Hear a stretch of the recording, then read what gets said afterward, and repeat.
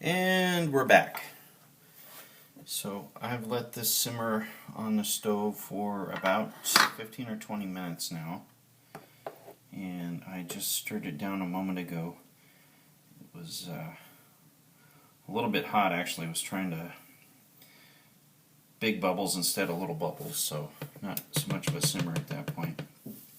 So I just turned the heat down a little bit more, gave it a stir, and I think we're at the point now where we want to taste it and see how it tastes and decide if we want to do anything with the seasoning. So I have some common spices here. I have sea salt and fresh ground pepper, parsley and basil, both common in Italian cooking, and then I also have a little garlic powder. I don't know that we'll need that, but I just basically stocked up on a bunch of common spices that I found at a couple of the local drugstores and big box stores because they were inexpensive. Pretty much everything you see there was like between $1 and $1.50, which if you've shopped for spices at the supermarket, you know that's pretty inexpensive.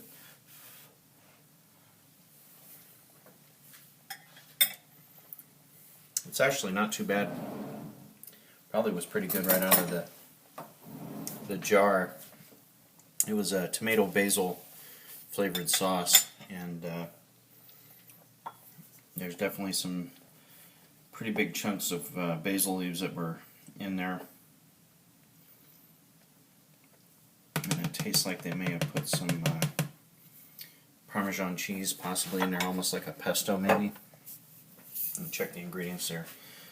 Diced tomatoes, tomato puree, basil, sugar, extra virgin olive oil, onion, salt, garlic, spices, etc., etc. It looks like I've had a camera accident there. Let's see if we can fix that. I'm basically using my reading stand from my iPod and the box of table Cabernet Sauvignon table wine that I got to go with dinner as a cheap tripod to hold that up. So that's actually doing pretty well, all things considered. So this actually isn't bad. I could serve it as it is, but since I'm the only one eating it, I can do whatever I want to with it. So I think I'm going to give it a little dash more salt. My wife does not like things too salty, but I tend to like a little bit heavier hand with the salt. And I'm using sea salt, by the way. This isn't regular table salt. Sea salt doesn't have the iodine added, so the flavor is a little different. I actually prefer it to the standard table salt, so I generally use sea salt when I'm cooking, or kosher salt also doesn't have the iodine added. Hawaiian salt is another salt that doesn't have any iodine added. It's a smidge of parsley. This has a nice kind of grassy smell actually to my nose. A little basil just to justify having bought it, and then why not add a little more garlic. I actually don't really taste that much of the garlic in there, so is that probably a quarter teaspoon or more. Go ahead and stir that in.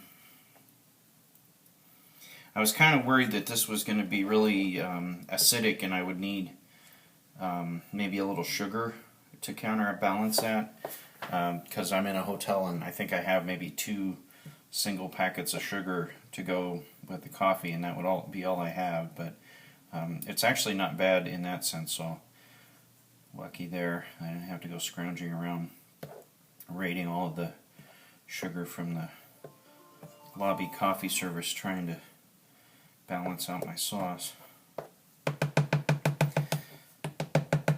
So we'll let that cook in a little bit, and then since I think we're basically in the home stretch, since it's pretty much edible as it is, I'm going to cover that up and start getting our pasta going.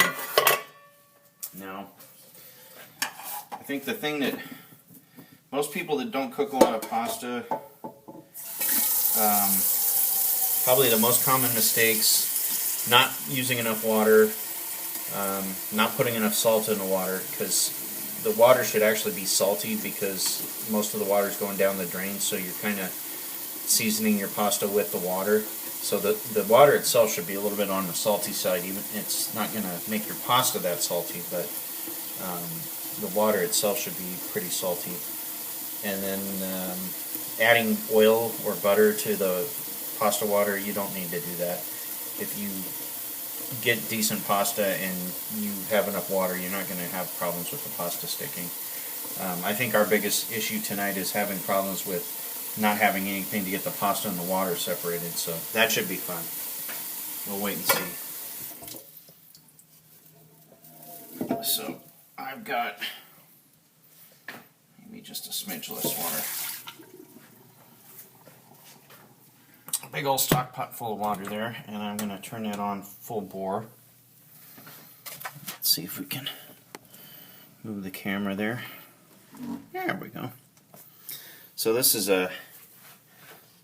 basically, we're full up to here if you can't see it in the camera, so probably 6 quarts of water, I'm going to guess, if that's an 8-quart stock pot. And I've got 1 pound of good spaghetti here to cook, burrata. Any good quality pasta should be fine. Seems like even the store brands nowadays are getting to be a little bit better.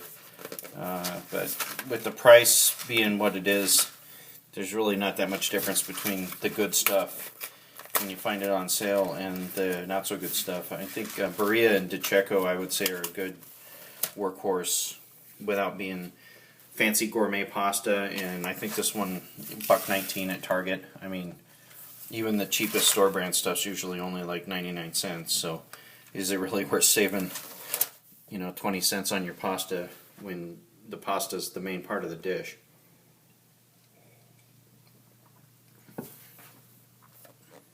Okay, so this says it's going to be al dente in 9 to 10 minutes, so I'll probably start chucking at about 7 or 8.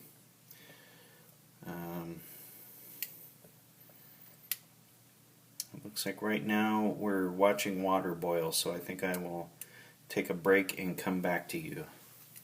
See you shortly.